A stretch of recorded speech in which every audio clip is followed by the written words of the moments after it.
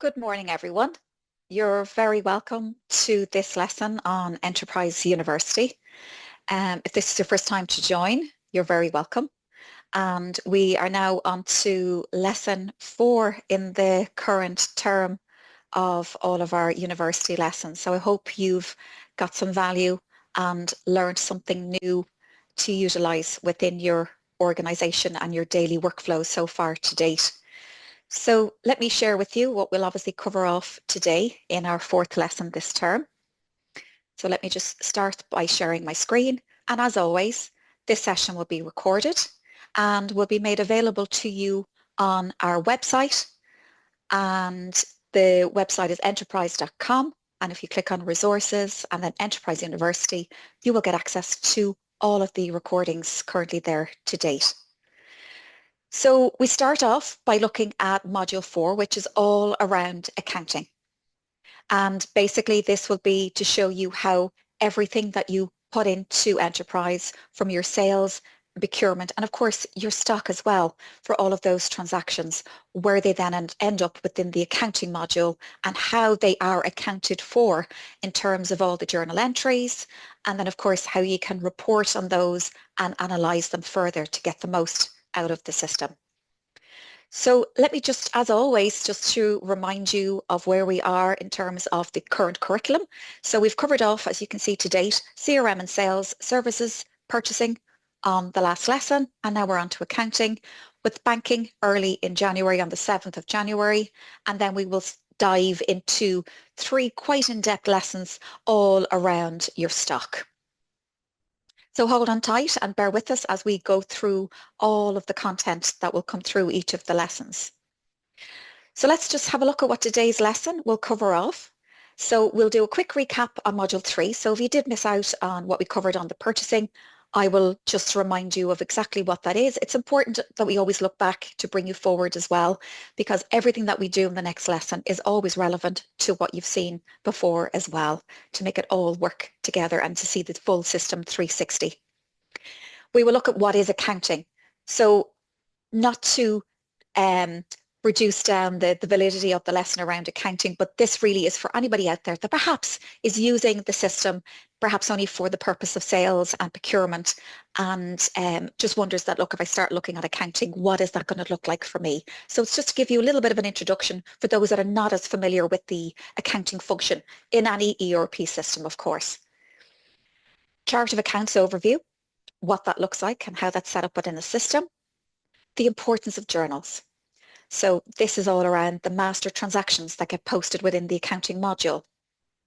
We will look at cost accounting and projects and how that can work for you in regards to analysing your journals further or analysing your data further within the accounting module. How to set budgets and targets. So really this is all around control on spend within your organisation. We will obviously look at the initial settings, the importance of the reporting, so what the reporting looks like within the platform for accounting. So of course, for anybody that's familiar, your profit and loss, your trial balance, your balance sheet, your tax report, your aged receivables, your aged payables. So all of those relevant reports that you should be looking at and you should be reviewing. And that's just even to help with regards to cash flow and just being able to follow up in regards to credit control, particularly around the aged receivables. And in addition to that, we'll also look at, I'll just touch base on the company reconciliation, because this also resides within the accounting menu. It does reside in the banking menu as well. So we will touch base on it again when it comes to banking. I will remind you of what that is. And I think, again, it's an underutilized feature within the system that, again, enables you to clear down your debtors and your creditors on a day-to-day basis. We will, of course, as always, have a live demonstration. I will go into the system, and in particular, I will go through the year end, and I will explain exactly what is a year end, what you can do, what it actually does, the functionality of the year end within the accounting module. And we'll also just take a quick look around at a couple of other things within the accounting module, just to remind you of where there might be certain actions that you're possibly not doing, even around journal entries, for example, and I'll remind you exactly of where everything can be accessed. So just a quick recap on Module 3. So we looked at the suppliers overview. It was all around, again, the importance of master data and maintaining your supplier information. We also looked at the full purchase process, the full flow of the purchase process. We went from looking at purchase requests, going to purchase orders, through to purchase delivery, and of course, ultimately onto a purchase invoice. And of course, some of the basis of that as well is all around approvals so that you can again manage the spend within the procurement process. So we looked at setting up approvals around your purchase requests and your purchase orders. It's very simple to set up and manage within your organization. We also touch base on landed costs and recording those extra costs for goods that you're buying abroad in other countries outside of the EU, for example, and when costs land within how to account for those extra costs and what happens again when the cost lands within the system. It generates a series of journal entries. So that brings us back, of course, to amalgamating all those journals within the accounting module itself. So it's important to understand when you start off with one transaction, where does it then end up in terms of the posting of that transaction, and in particular the landed costs. All those extra costs are accounted for then within the accounting module under your journal entries. We also looked at the setup that you could do around the purchases. Again, it was around all the different settings you could switch on or off for the approvals. It was also around the invoice automation piece. So being able to scan your purchase invoices and bring them into the system. We did an introduction to deferrer, which is one of our latest features that we introduced for the procurement process. So being able to defer costs. The deferrer can also be utilised on the sales transactions as well. So you can defer a sales invoice, so that is the revenue on a sales invoice. If that's something you haven't reviewed so far to date, do take a look at that. We do have a demonstration of that available. We have, again, on our website, enterpryze.com. Click on resources and go into demos. You will see the demo in there for the deferrer. So do take a look at that under the accounting module. And of course, we touched base on the invoice automation, and I did a live demonstration of scanning in the PDF and what that looks like as the system begins to machine learn and learn about, number one, your supplier, and number two, the products or services that you purchase from that supplier, so that the scanning then becomes automatic as you go on and take in the second, third, fourth invoice from that supplier. So let's move on to today, and it's all about accounting. So just a quick one, just to say, what is accounting? In essence, really, we're bringing all elements of your business together. So we're fitting everything together. So everything that you process through your sales, your purchases, through the stock, anything that affects the system on a journal basis. So that's where it's got an effect on the accounting side. It's bringing all those elements together. It formulates all those elements into readable data. So hence you get a profit and loss, you get a balance sheet, you get a trial balance, you get a tax report. So it's bringing all those pieces together. And ultimately what you do is you get a final picture of how well your business is performing. So really it's all about monitoring performance, what is my financial position, and ultimately, what is my cash flow like? So there's all the different elements that you can track within the system once it all ends up within the accounting system. So what do we do in terms of the platform itself? Well, what we first do is, of course, we provide you with a predefined general ledger or a chart of accounts. If you think about a chart of accounts, again, I'm just referring to somebody out there that perhaps is not as familiar with the accounting side of things. Really what it is, it's a matter of putting the information into the right drawer or the right category. So everything resides in a certain heading or category within the system. So for example, your revenue, your sales. So that's obviously going to go into a specific category like your turnover. You've got your procurement, so your expenses, and they're going to go into cost of sales. Then you also have your inventory. So any stock account, of course, that's an asset because, of course, that's of value to you, the organization. And then, of course, there's lots of other elements as well, such as the tax for liability and, of course, your bank as well, which is an asset, and, of course, your debtors and your creditors. So you will start to feel that as everything goes through the system, everything belongs somewhere within the chart of accounts and within a GL account or a general ledger account. So what we enable you to do there is you can manage the chart of accounts, and of course you can make it fit the needs that you have within your business. So the categories are all predefined, so assets, liabilities, turnover, cost of sales, just to mention a few. You'll see that again once we look at the chart of accounts. But you can manage the GLs and where they fit into then, of course, within those categories. So we give you a predefined set of GL accounts, but of course you can make that fit and work, or ultimately, which I'm sure a lot of you have done when getting your enterprise set up and running, a chart of accounts would have been imported or set up for you to accommodate your defined requirement. And perhaps that's a requirement from your auditors, from your accountants, so whatever way you need to have it set up. So to understand accounting, ultimately everything starts from a financial transaction. So behind every financial transaction, there is a posting taking place, and that is what we know as a journal entry. So that's the primary starting point of all those transactions within Enterprise. So good example of, if we look at the sales, for example, your sales deliveries, your sales invoices, your sales returns, your credit notes, they all post a financial posting and they will all end up as a journal entry within the accounting module. On the procurement side, you have your purchase delivery or your goods receipt. You have your purchase invoice. You have your purchase return. And again, you have your purchase credit note. You have the bearer on both sales and purchases side, which also end up as a journal entry. In relation to the stock, as you know, there are a series of stock transactions. Again, we will look at those when it comes to the stock modules, but some of those also create journal postings for the movement of the stock in and out. So let's move on and let's just take a look at the accounts overview again and what actually resides within the accounting module. So we have a dashboard, and a dashboard, of course, as you've seen throughout the system, is an overview of performance within that module. So obviously the dashboard here is the overview of performance within the accounting module. So we have some very simple KPIs that are already pre-constructed for you within the dashboard itself. Then we move on to the chart of accounts. So this is where all of the GL accounts are categorized. And as I've mentioned, all of the financial transactions are posted to each account as a journal entry. Then we have the journals. So the journals organize all of your transactions into manageable data.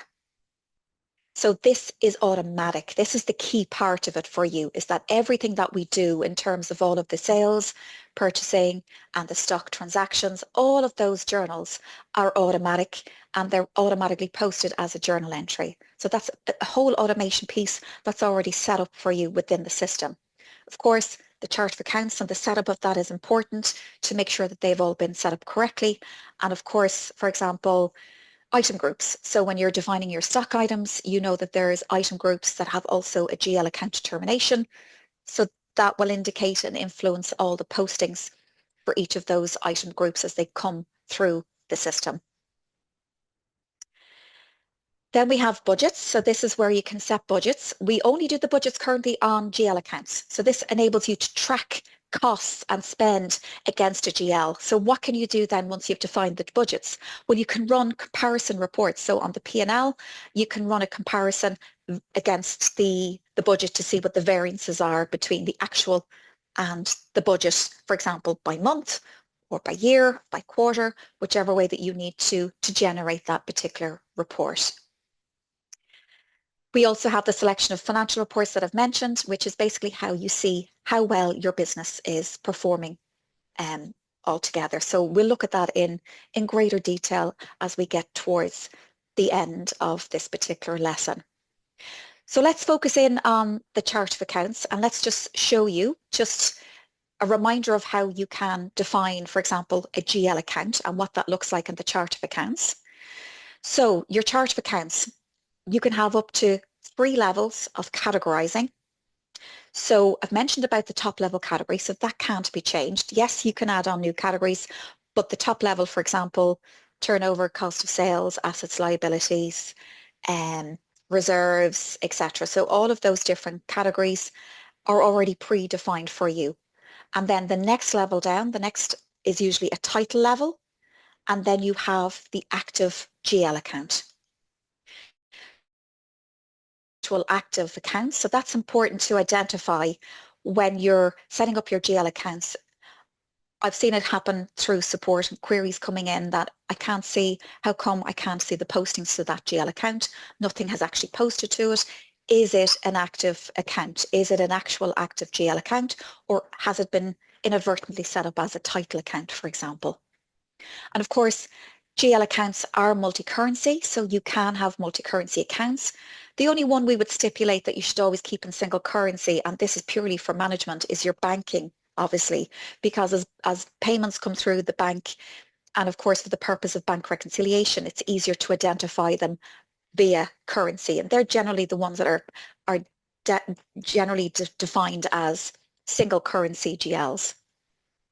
But you have the option as you define the GL account. Of course, as always, the chart of accounts you can export to Excel to analyze further. It organizes everything into the relevant categories for you. So as I've mentioned about those categories, so having your header category, your title, and then of course the active GL, just making sure that they are all defined correctly. So we provide you with a predefined chart of accounts. You can edit all the names of those. You can change them as you wish. You can add on to the existing active or list of active GL accounts as and when you need to.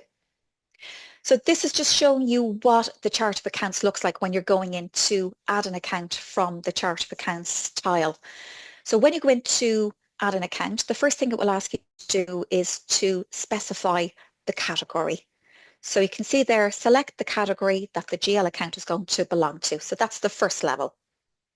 Secondly then is the account parent. So this is the second level. So this is your title account. Where is it then going to reside? So if you want to categorize all your different turnovers, you could have domestic turnovers. So all the domestic sales might be together. You might have foreign. You want to keep them all together and so on. So this is just giving you what that could look like. And then the third is the actual account code and account name. So that's the third. This is your active GL. This is the one where the actual postings are going to reside for this particular revenue account. And then of course the bottom one there is account type, which you only select when it's sales or expense. Other than is for when it's liabilities and assets, it just remains as other.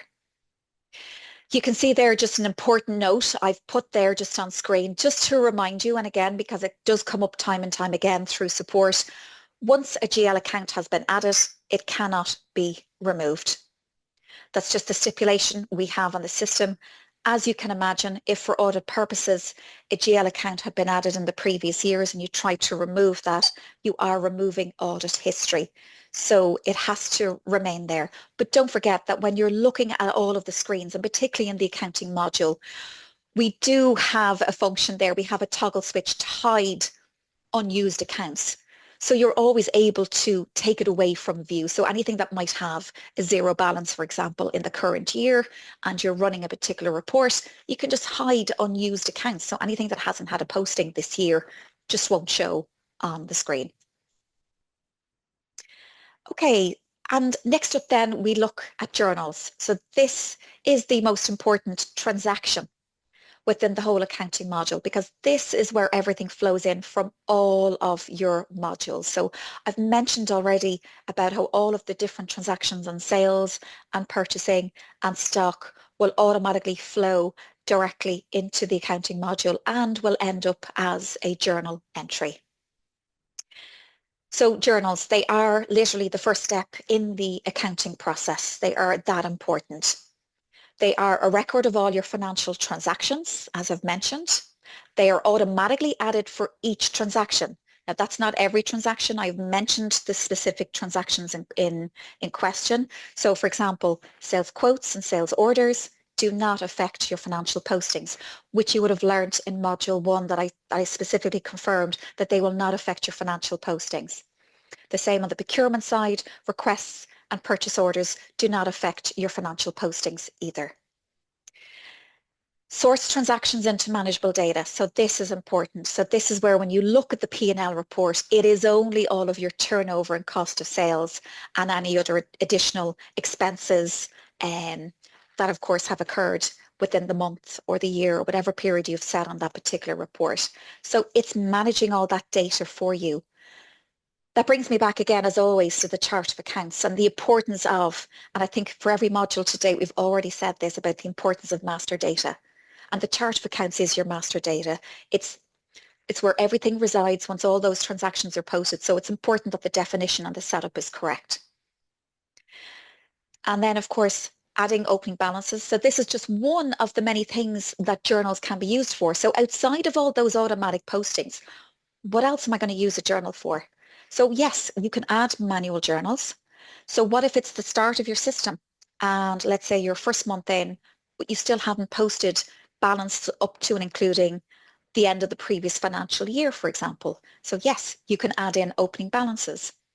So always discuss what that journal is going to look like. If you're not familiar with what you should debit and what you should credit, I'm sure your auditors and accountants will have given you the correct trial balance or closing balance to put in as a manual journal entry. So manual journal entries can be accommodated. So whether for opening balances or even for ongoing journals. So for example, for accruals, for example, or for recurring journals as well. Adjustments at end of year. So I've mentioned that already. You've been through an audit, you're a couple of months into the year and you now need to adjust as at the 31st of the 12th, for example, 2024, that you can put in adjustments at the end of year. You can post on a manual journal entry, you can post to GL accounts, or you can actually post directly to a customer or supplier account. So manual journal entries, if for whatever reason, and this again could be an accounting or audit requirement, if there are adjustments to be taken care of outside of a credit note, perhaps it's again historical, that you need to manually adjust a customer or supplier account via a journal entry, you can do that through the journal entry and select this customer or select the supplier. And I'll show you that when you see it on the Journal Wise panel for adding the journal. You can add attachments. So again, if there's important information that you want to record against a journal entry, you can add attachments as well. That's something that we introduced this year as well as a part of our improvements to the accounting module. And just an important tip here, and I just mentioned this here, just as a rule of thumb, I guess, just for those of you, again, that may not be familiar, the tip is in terms of assets, expenses, which is on your P&L, it's usually a debit on these accounts. Now, I'm saying usually because the term has to be loose depending on the outcome that is expected as a result of the journal entry. Liabilities and revenue and capital, it's usually a credit on these accounts. I'm going to show you an example, in fact, of where that applies. So, for example, here we have just a basic invoice journal that's been posted as a result of a sales service invoice on the platform. What actually happens, so you can see there, the rule for recording income and revenue is you credit all income and gains. So just giving you some key information so that in case you wonder, well, why has something happened? Why is the journal got a debit and a credit in this particular case? There's always a good reason for that. And in particular, when it comes to stock, you could have price differences. You could have a change in VAT. Anything at all could have happened at the time of adding that particular invoice. So just to understand the postings that are occurring at the time. So this particular invoice you can see here, we've got a debit to Don's Duvets. Well, Don's Duvets is in fact your debtor's control, is in fact your debtor's account. So that's what it's showing you. So that's a debit to the debtor's account. And that of course is on your balance sheet. Then we have a credit to the output tax. So that's the output tax account code, whichever GL account that's been linked to. We've got a credit going to that, which again is on your balance sheet. And then you can see there the sales revenue, which is the third line. We've got 1,000 of that then going to the actual revenue, which will hit on the P&L account. Okay, so that will hit your P&L report, that 1,000. So you can see exactly how it itemizes it out. That's just a very simple journal just to show you what happens. So there we have line 1, line 2, and line 3, and how those postings occur. So a journal entry, what can you do when you're adding a journal entry? Well, very simply, you can see here, you get a whole new WISE panel. This again is something that we've introduced to the UI this year to make it easier for you to step through the journal entry when you're processing a manual journal entry. So you can see here, when you're adding a new line, you have the option to specify whether it's for a general ledger account or a company. You can see there that at the top just beneath the debit. So if it's a GL account, you choose that GL account. You specify your amount, whether it's debit or credit. There's a toggle button for double entry. So the double entry just saves you from having to complete this line, go back in again, and then create the credit line. So for example, if I was doing a debit here for 100 to this particular GL for licenses, and I needed to do a corresponding credit to another account, I can toggle on the double entry and do it all here in the WISE panel, and then it'll post the 2 lines or update the 2 lines onto my actual journal entry screen. And of course, you can see there we can apply tax codes on journal entries, on manual journal entries, to be captured then on your tax report for liability. You've got your posting dates, due dates, document dates, as you would have with all transactions, remarks, references. And then on the show more piece, this is where you can then elaborate further and you can accommodate any additional postings such as your cost centers.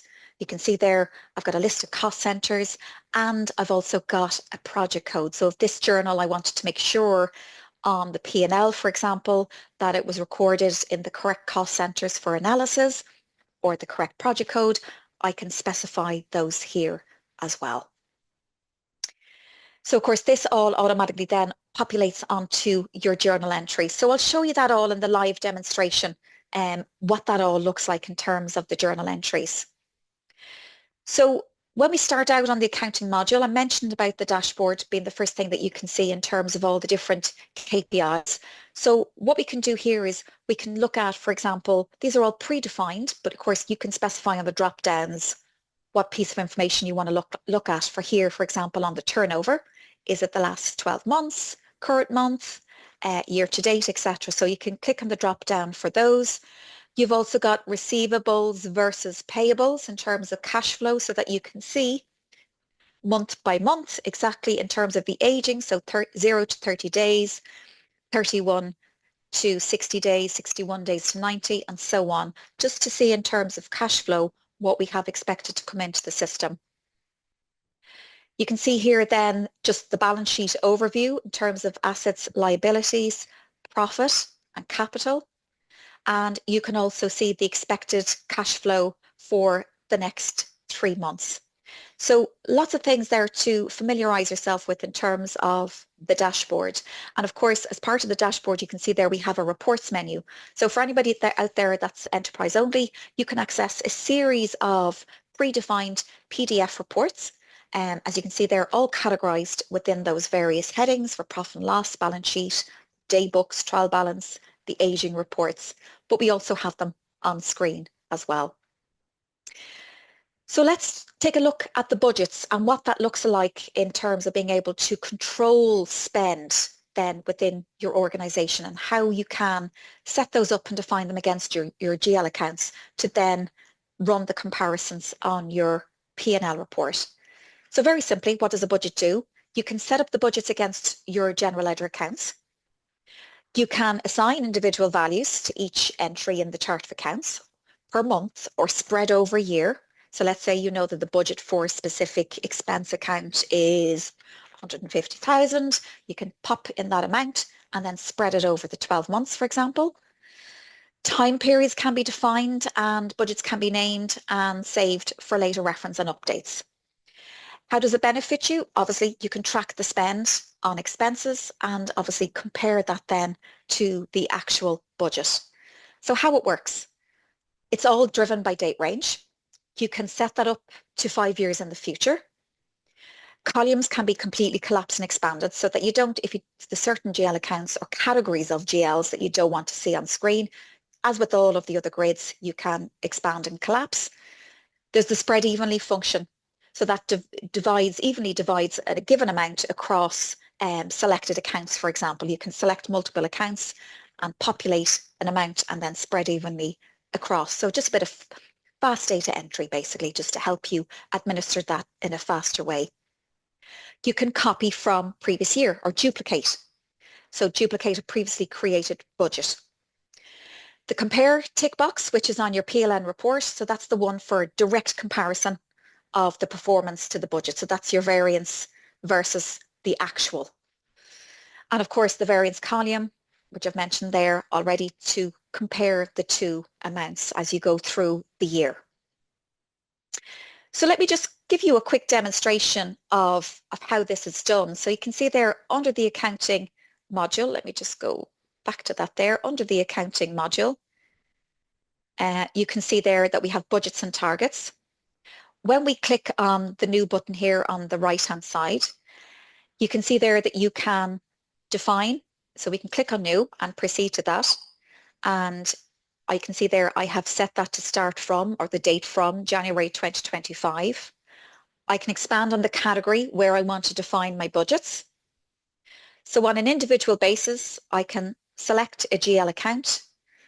I can spread an amount evenly. So I could have selected multiple accounts, for example. So I'm just going to do one here on an individual basis, populate an amount, and there you can see across all of the periods, it spreads that amount. Or I can come in individually to a GL account. And for example, maybe the spend is only every 2 months or every other month or the first 2 or 3 months of the year. And in fact, the remainder of the months don't actually apply. I can set individual amounts against those particular periods. Alternatively, I can select multiple GL accounts. So I can select 2 or 3 different GL accounts. And again, I can select the spread evenly. So perhaps the budget is exactly the same for those GLs and spread that across nicely across all of those GLs. When I click on save, I simply just give that budget a name, whether it's my new budget for 2025, and click on save, and then it is added into the system. And then, of course, if I want to retrieve that, I simply just go into previous budgets to look at that particular budget. And you can see there through the more actions, I can open it, I can duplicate it, I can delete it, of course, if it's necessary. But of course, when I retrieve it there, I can clearly see which GL accounts I have applied all of those budgets to. So what we'll see then, of course, when we look in the live demonstration, when you look at budgets that have been applied to certain periods and years, what that looks like in terms of the P&L report itself. So before we even start adding journals and transactions, you always need to set up the following. So we looked at the GL accounts and what that means by categorizing your GLs and making sure they're in the right categories, subtitles, and that they are an active GL in order for journal entries to post into those GL accounts. We also looked at budgets there at the end, but in between we have 2 other pieces of very important information. Again, I feel that these are very underutilized for a lot of organizations out there, which is cost centers and project codes, but primarily the cost centers.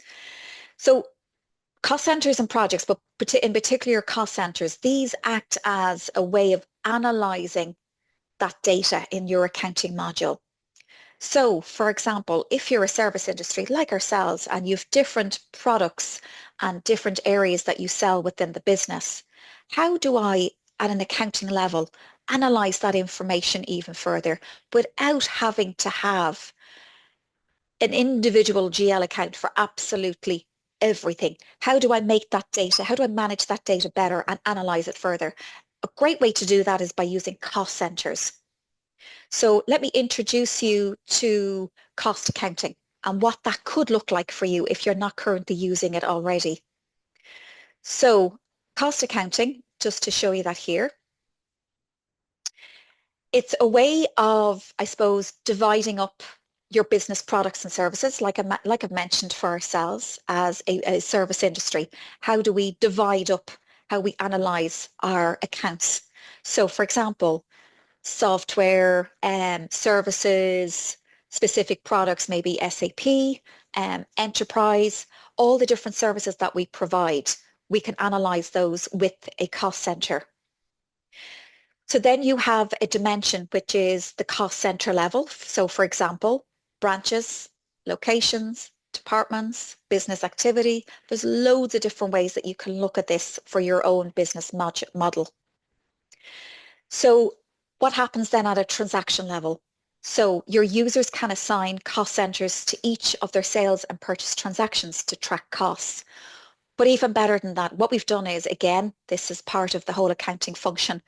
We've introduced a way of setting, if you're not aware of this already, take a look. We have default cost centers that you can define against your customers and your suppliers. So if you go into the companies module, go into customers or go into suppliers, edit your customer and go into the finance and banking tab. In the financing tab, you will see the option there to select your cost centers if they've been defined within the organization. So already you can define what the default cost centers are for those companies to ensure that the user doesn't have to remember to automatically assign them on the sales and purchase transactions. So when the journal postings occur, so for example, your invoicing, so anything that affects your P&L accounts will automatically be captured then under those cost center headings. So already you're a step ahead in analysing that information even further when you get to the accounting module. So what do we do in terms of the setup? What does that look like? So you can have up to 5 levels of cost centers, and you can have multiple dimensions to link to those. Or should I say the other way around, you've got your 5 dimensions and then multiple levels of cost centers. So max of 5 levels for your dimensions. So these could be your primary areas within your organization, your primary products and services, and then you could use the cost centers to analyze further, or your dimensions might be, for example, your different departments and then the cost centers then within those departments. So you might have software, services, training, whatever those departments are, finance, etc. And then your cost centers then below that, you can have multiple cost centers then that will be linked to the different dimensions. So you can run all your financial reporting by cost center. So you can see here, add your own code and description and select from the dimension list. So for each cost center, you can define which dimension or which department or which region or which group, for example, it belongs to. And of course, more importantly, whether that cost center is active or not. So for the point of view of being able to allocate that to a transaction, can the user see it or not see it? So is it active or not active? Because perhaps at some point in time, the service is no longer being used and you don't want that further tracked on invoicing going forward. The same will apply around projects. Project code can be assigned to all transactions, again, to link this to projects that your company is currently running. The great thing we've done here as well is that we've linked projects in with your services. So if you are using the services module, there is a way of linking in your service calls to your projects to track the projects through the services as well and to analyze them further there as well. But of course, projects can be posted then, allocated to your expenses, your sales and purchase transactions as well. So as long as the project is active, same as a cost center, it will appear for selection on your transactions. So the main function there, of course, it focuses on the financial transactions to manage the project, including costs, the billing, and of course, the revenue associated with that. So again, very simply, what do we do in terms of setup here? You simply add a code and description, make it active, and then of course, again, during your financial reporting, you can report by project code. So you can assign projects to all of your sales and purchase transactions, to your services for project management, to your expenses for employee costs. And of course, they can be posted to manual journal entries. And we saw the same with the cost centers as well. They can also be posted to your manual journal entries. And of course, you can assign projects to banking payments, again, all part of project management and the billing aspect of it when projects are being completed as well. So just a quick demonstration of where this all resides. So into settings, into finance and banking, and you can see there the two panels are side by side, cost center dimension, cost center codes, and then you have your project codes. Okay, so now we move on to the importance of reporting. Always going to be important on every module that we look at throughout the system. So we start off here with why the reports are so important. Of course, it tells us how well the business is doing. They can be generated on PDF or on screen. We've plenty of financial reporting around profit and loss, balance sheet, trial balance, tax report. For cash flow, your aging reports. So your aging report on customers and suppliers. Comparison reports. So again, looking at the budget versus the actual on the P&L report. And of course, analysis by cost center and projects. So this is just bringing it all together for you. And of course, ultimately, with all of our reports in the system, you can export those to Excel to analyze further. So this is just a reminder of what the reports all mean, and I'd just give you a little bit of an introduction as to what they are. So the profit and loss, look, you all know what profit and loss is within the organization. It's a record of how well your business has performed. So it simply records your income and expenditure, showing you if you've made or lost money along the way. You'll have noticed this year we introduced a lot of new UI around the reporting. So we've made it easier for you to use all of the reports. In particular, we have the option here, this new purple button, which is your quick dates button. We will roll this out to all of the other reports as well. So some of the reports, you may see I think it was on the trial balance, but that is coming. So the quick dates just gives you a category of predefined date ranges, like this month, last month, this year or this year to date, last financial year, etc. So just predefined date ranges. Otherwise, you can just manually select those. We've lots of different toggles available here as well on the P&L, like we've got the comparison date. So this would be important for comparing, for example, to a previous year. If you wanted to compare last year's turnover versus this year's, or gross profit, net profit, and of course, budget comparison. So this is the one I mentioned already about comparing to the actual versus the variance, just to see what that looks like. We've lots of other toggles there as well. You can look at your P&L in different views. So at the moment, this is looking at the hierarchical view, which is just all the categories down and then the months across. Or you can look at it by account view, which is, again, an expanded view by GL account. You've got an annual profit and loss. You've got a monthly profit and loss. So lots of different options. And I did mention at the very, very beginning, as GL accounts become no longer relevant, for example, where you have a GL account perhaps that performed last year and it's not performing this year, there is an option there, as you can see, to hide unused accounts. So you'll find that throughout all of the grids to switch that on and off. So get familiar with all of the different options that you can see on screen. At the top here, you can clearly see these are the buttons for further analysis. So if I want to take a look at the P&L for a specific cost center, I can do that here. Or a specific project, I can do that here, or export to Excel. I can do that from here as well. And of course, at the very top here, it clearly gives you turnover, gross profit, and of course, the net profit. So it clearly shows you those figures as you look at the screen overall. It's very easy to read the information, but always be aware of what you've switched on in terms of all the different filters to get the right information. So the same, of course, with the balance sheet. So balance sheet, what is the difference? It's a record of what your business has left over as of a period in time. So after we've made a bit of profit or loss, what is left over? What have we got left over? So your assets and your liabilities, what's left over as of that period in time. So again, you can see there you have the report date. You can see that you can look at the report date too. So it's always up to and including that date. That's hence what is left over as of a period of time, up to and including that particular date.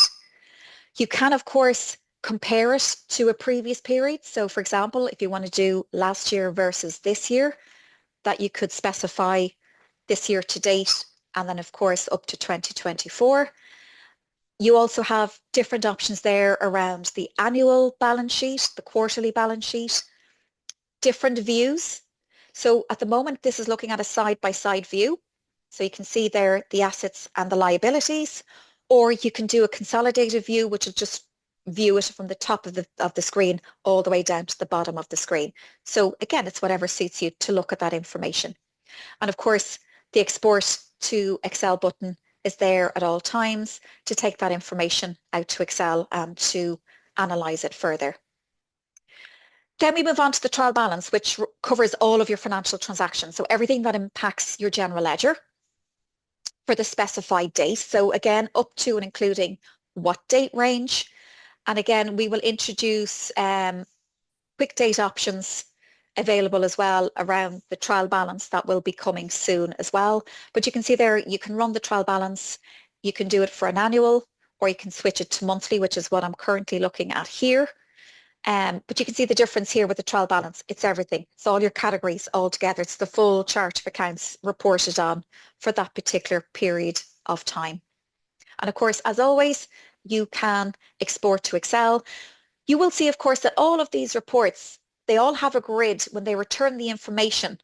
The grid there you can see is all filterable and searchable, so you can actually reduce it down even further by setting certain filters within the grid itself. So the tax report, so this obviously just generates the totals of all the different taxes, again, for a specific set period of time. So again, the reporting date we have here, you have the quick dates option. So the purple drop down there will give you a selection of predefined date ranges, if that suits you. So again, if you want to look at this month, last month, year to date, last year, and so forth, that you can run that from there. You get a drill down. So for each of your tax categories, you can see there we've got the tax category for output. And of course, if I was to scroll further down, we'd have the input. So of course, your input tax codes would be for your procurement and your output tax codes for your sales. So it just accumulates all the values for all the transactions that are coming through at all of the different VAT rates. And what it shows you there is the tax code, the tax name, the tax percentage, so whatever tax rate you've defined, the base amount, the actual tax amount, if there's a non-deductible, depends on whichever way your tax codes have been defined, and of course the overall document totals. But you can drill down into any of those VAT accounts to see a list of all the transactions associated with that particular VAT account. And up at the top of the screen there, of course, as always, you have an export to Excel. Depending on your localization, if there is anything specific we have accommodated around VAT returns, you will also see those extra buttons there as well for that specific localization. And then moving on, we have the aging reports. So these are so important for cash flow. I think, again, this is another underutilized functionality within the system. Perhaps you haven't noticed that these reports are currently available to you. So how do I find out what my customers owe me? How do I then go a little bit deeper to find out what transactions are still unreconciled, what needs to be allocated within the system, for example, what still needs to get paid by that customer? The other side of that, of course, is your aged payables. What do I need to pay my supplier in order to get that stock delivered in? What's currently outstanding? So there's lots of things you can do here in terms of the aged receivables. So you can see they're starting at the top of the screen. It's always up to and including a specific date. So of course you can change that date range. There's a toggle switch there to show whether or not you show or hide zero balance accounts. And of course you get your total aged receivables. There are changes coming around the aging report in relation to currency and to see if, for example, you want to show your aged receivables in the BP or the customer currency or supplier currency, for example. So we do have that coming to you probably within the first quarter of the year. And of course, as always, you can export to Excel. But let's say you want to analyze this report even further. So what you can do here is the very first column there has a number, which is actually clickable. So when you click into that line number, you will be able to drill in and analyze your customer supplier even further. You will also be able to do it on the balance to see the WISE panel on the balance. So to see exactly what transactions make up that balance. So for example, here is the account balance. It shows you all of the invoices that are currently unpaid for this particular customer. In relation to the drill down on the line number, this is what shows on screen. So you get a list of all of the transactions. So if there was credit notes and payments that weren't allocated, for example, you would also see them sitting here if they were still open. So you can analyze the account further. Of course, you can export that to Excel.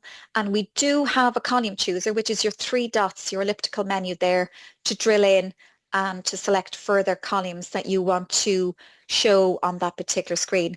What I did want to show you here is that I have already shown the amount in foreign currency because this particular customer is a euro customer. So I wanted to show you that you can see the amounts in both. But as I said, hold tight. We do have more changes coming around the receivables and the payables reports into the new year. Okay, and company reconciliation. So that follows on nicely from your aged receivables, because what if you discover on an account you've got a series of open invoices, a series of open credit notes, and maybe multiple payments on account, for example. Utilizing the company reconciliation, you can allocate those transactions and form the relationship between them so that you get your invoices closed out, you get your payments updated onto the invoice, or close out your credit notes, and again, to reduce off open invoices that are currently on the system. So that's all done within company reconciliation. It's really simple. When you come in here to create a new reconciliation, you can see here the amount to reconcile automatically populates, but you can change that amount, but nothing is actually selected until you tick the box here on the left-hand side of the screen, as you can see there under that highlight there. So you need to tick the items that you want to reconcile. So just to give you an example here, that when I select a couple of amounts, for example, and if I want to part reconcile as well an amount on another line, that once you select those lines, you will be able to then take those through to reconciliation, and then of course ultimately click on the reconcile button.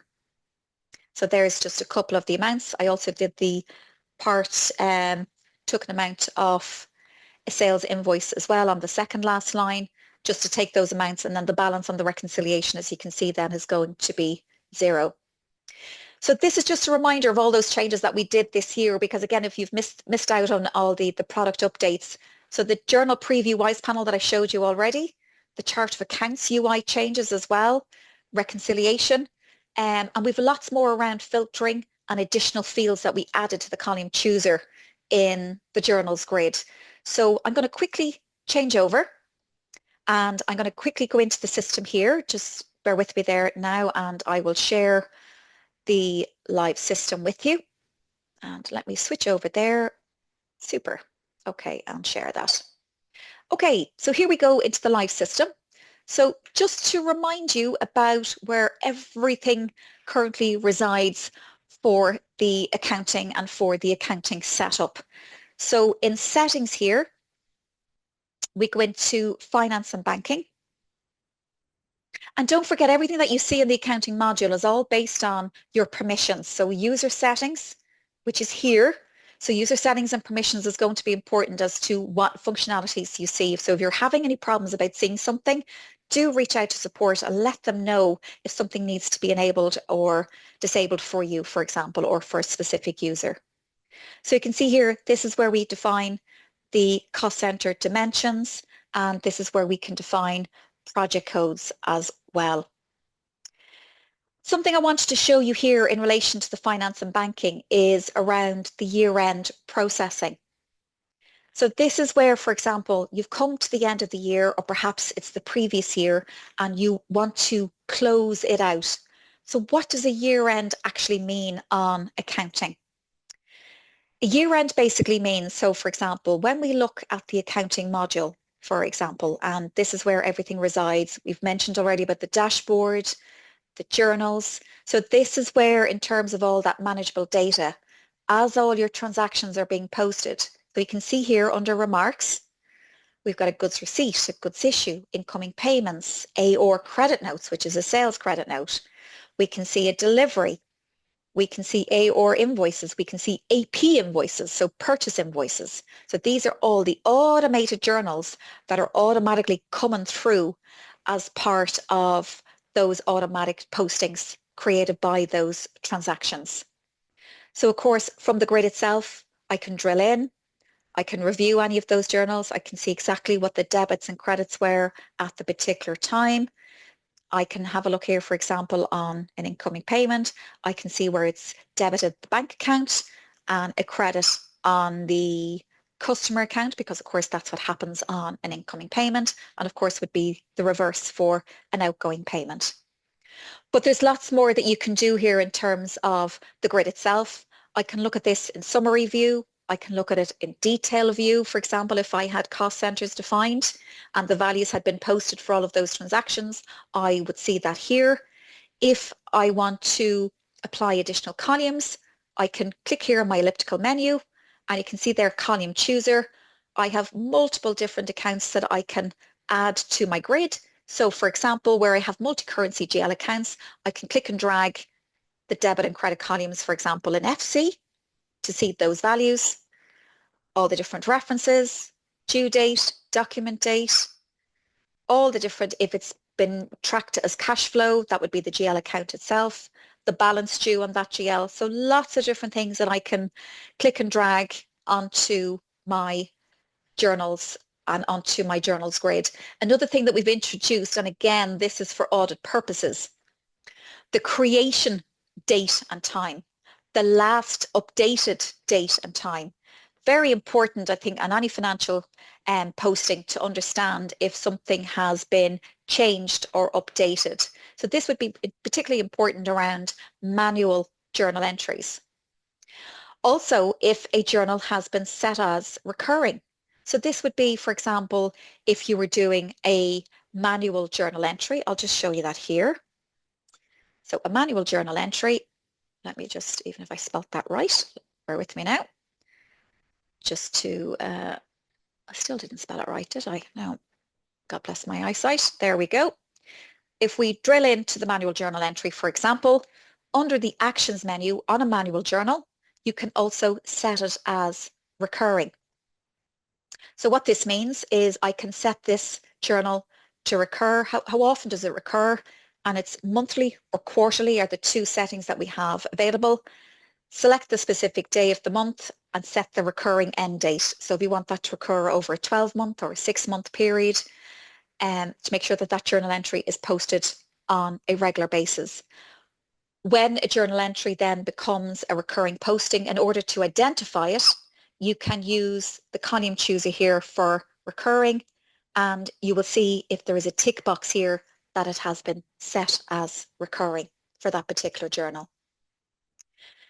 So I mentioned already about the year end. So what does that look like, being able to close out or to clear out a year end? What does that actually look like? A year end on Enterpryze, really all it is actually doing, and that's why I'm bringing you to the profit and loss, it is clearing down the profit and loss for the previous year. So for example, you can see here, I'm actually just generating this report for 2024, just so that you can see that I have postings for 2024, and you can see there the value was 17750 in that GL account for 4,000. So what I want to be able to do with this P&L, so there's very little movement for 2024, so that's fine.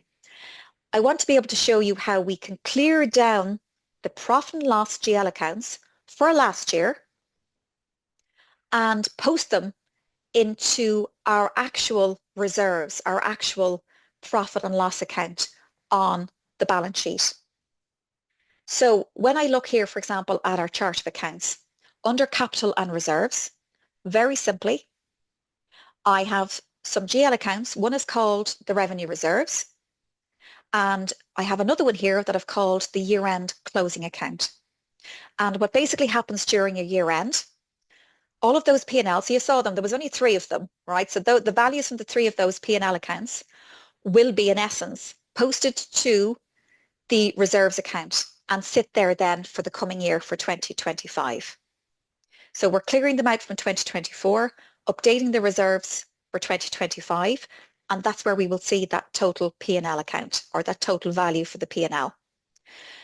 The year end itself will basically, on the last day of the last year, so the last day of 2024, it will take that amount, the overall P&L amount. It'll take it from those three revenue accounts, or those three P&L accounts. It'll post it into what's called a year-end closing account, which basically acts like a suspense. So it's like a temporary account, which is the one I have here, 3020. On the first day of 2025, it will then take that amount from here, from the year-end closing, and post it into the revenue reserves. And that's exactly what the year-end routine is going to do. We are actually building some changes around the year-end and what that's going to look like. Currently at the moment, that is housed here within your settings, within finance and banking. So just to show you that here, that is actually down the bottom here. So when you look at your posting periods, just go back up there. So these are all your different closing months. If you haven't seen these or familiarized yourself with these yet. So this is the definition of all the different financial years within your system. So as I can see, 2024 is not yet closed, and I want to potentially to close that year. You saw the P&L amount that we generated, so that's important to look back on 2024, make sure all adjustments are in. When I now click on close year, so you can see there, previous years need to be locked. So you can see there that that is locked for 2024. So what we need to do then is for each of the periods for the current year, we just need to quickly lock those. So let me just save that for you. And let me just go back into the remainder of 2024. So that's all I'm doing. I have to make sure the purpose of locking each of the periods is to prevent any further postings from going into those years. So let me just lock that. And what that means is that the only thing I can potentially post is a journal entry. So let me just lock each of those months. And then I will quickly show you how that year end follows through. And locked and save, and locked as well here and save. So now let's try and close 2024. And you can see there, please be aware that this action will finalize the year and cannot be undone. Okay, so the first thing it's asking me for is the year-end closing account. And you can see there, it's only showing me everything that you've defined in the capital and reserves category. That's important because that's where it has to reside. It can't be anywhere else. It can't be in a P&L account. These accounts have to all reside within the balance sheet. So that's the first thing I'll choose. Then what is my retained earnings account? And that's my reserves that I showed you already on the chart of accounts. So let me just continue. And the first thing it's going to do is it's going to, let me just move that up there for you. It's going to generate the first journal. And you can see there year-end 2024 auto journal. I can, of course, update the remarks. I can change the references if I want to make sure that this is correct. So this is the first journal, closing year first stage, add journal. You can see there the posting date is the end of the year, which I mentioned already. This is the first part of it. You can see there the value. Do you remember the 17750 that we saw on the P&L for 2024? That's what it's doing now, and it's taking all of those relevant amounts. I can, of course, if I want to create an attachment, I can obviously just add an attachment onto that. I can as well from here, if I need to see any extra columns, if I need to set any cost centers, etc., I can make sure that I edit those lines and they've got the correct cost centers as well. So let me save this. This is the first leg. So journal entry cannot be deleted after you proceed.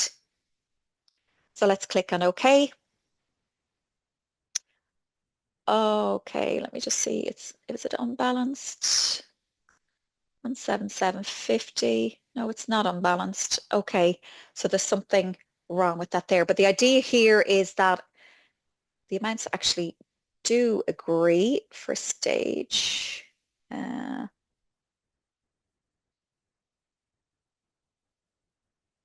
There's no foreign currency there. Okay, so we should be okay. 177.50. Let me just do that again. Okay, probably something in the back end that's not letting it through. But the whole idea here is the first journal will clear out the P&L, as you can see, to the year-end closing account. So you can see there it's going to post everything into the year-end closing account, which is the net profit, and then that'll take that amount then, of course, into the reserves account. So it's just a two-stage process to bring it out of the P&L and then to post it into the reserves account. So guys, lots to learn there within the accounting system. And you can see there all the different options that we looked at there on the presentation. It's all accessible here within accounting.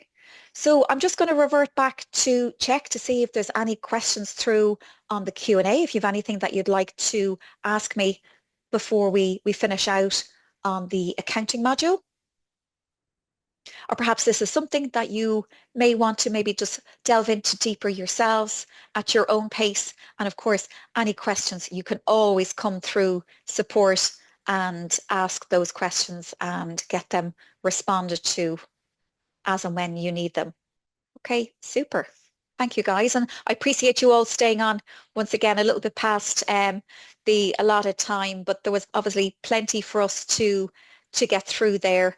And maybe just to quickly remind you about what's coming next. The next module, of course, is going to be all around banking.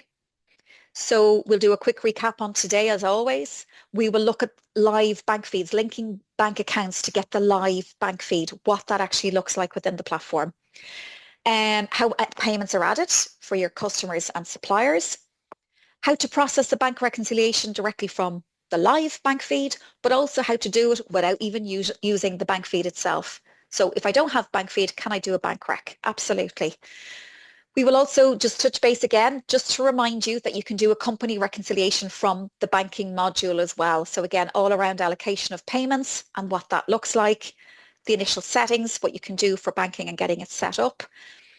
So that is it for today, all around accounting. And I hope you've taken away something of importance and something of value to help you use the system better going forward. And thank you for taking the time out. And I look forward to seeing you, as always, on the next lesson. So thanks once again, and I look forward to seeing you soon. Take care.